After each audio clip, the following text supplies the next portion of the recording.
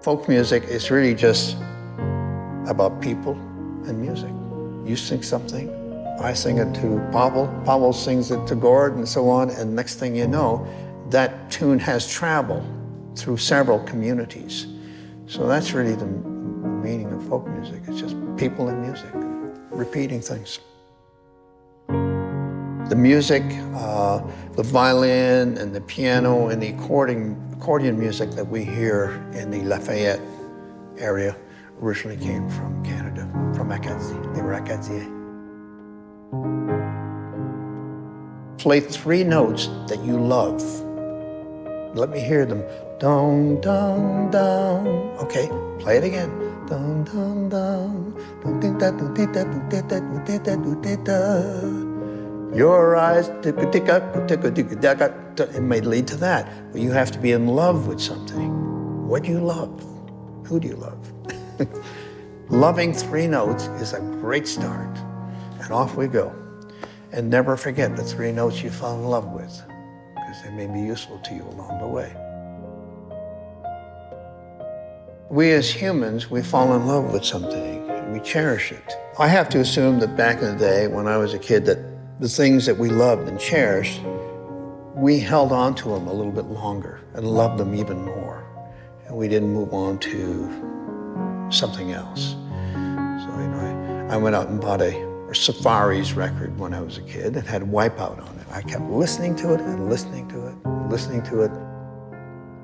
I'm a pool player, so when we play pool, I have a little record player in the corner of the room. It's just no speakers in the ceiling. It's just one little record player. It has its own speaker.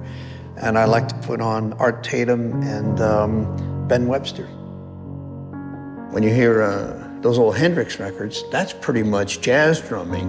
If he chose to really give it and go to an explosive moment, the drums had someplace to go to because you hadn't killed them with volume to begin with. So you had your soft and your highs available to you.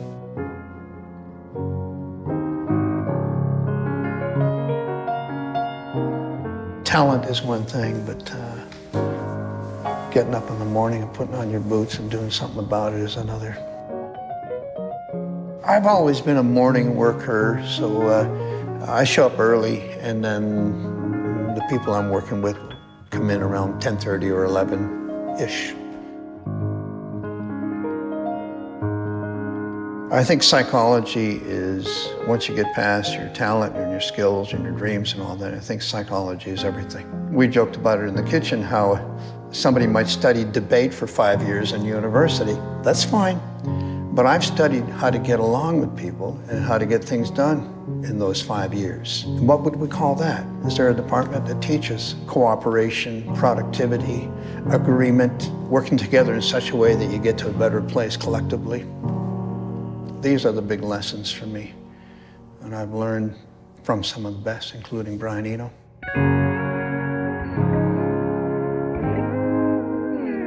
I believe that instruments have songs in them.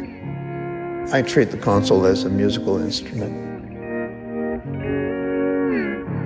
Well, isn't it nice to hear an old record that one has worked on and think, that's pretty good? And I think that about a lot of the old records I've made because I was in a zone. And what I think is I could never be in that zone again. That zone we got to that zone with those people in that location at that time. We were philosophically aligned. We came up with something that belonged to us then. And that's how the term came into existence. It's a record. It's a record of something that was happening at a given time. Do I think records could have been done differently when I hear them? I don't usually. I'm just happy that we got to a place, a soulful place.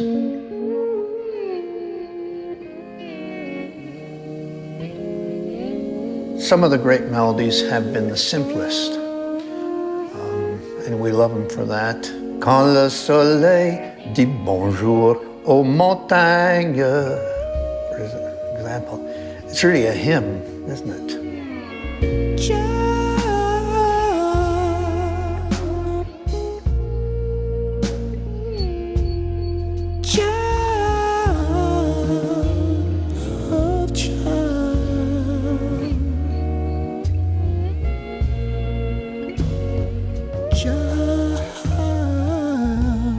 I prefer for a drummer to set up a kit and play the whole kit.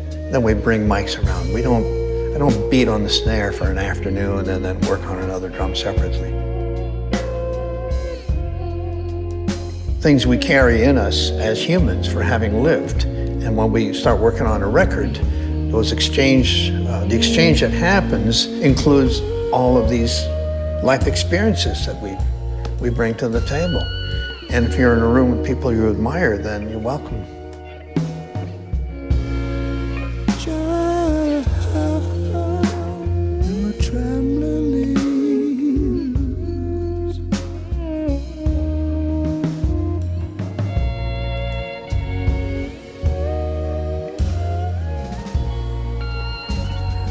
You're forever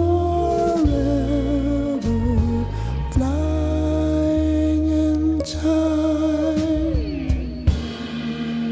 my sweet tender.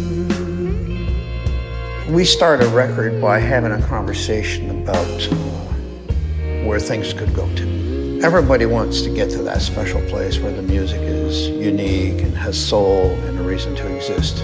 Once some kind of a rapport has come into play, then I do my preparations.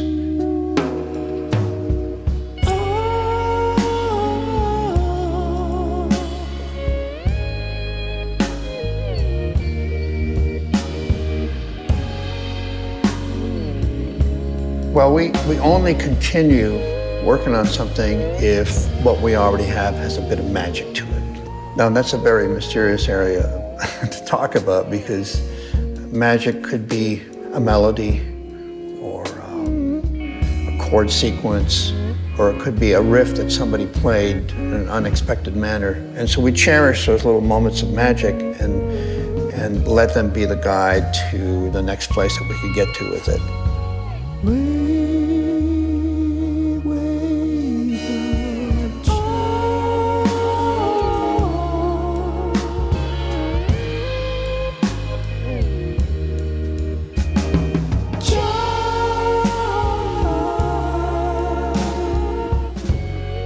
Psychedelic music from the 60s, that was an invention.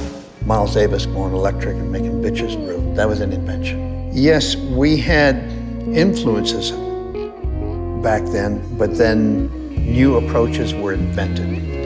Okay, as you move ahead, it gets harder and harder to invent a brand new thing because you're using some of the old toolboxes. I care about myself, but I care more about the people I'm working with when I'm working with them. And they can feel that.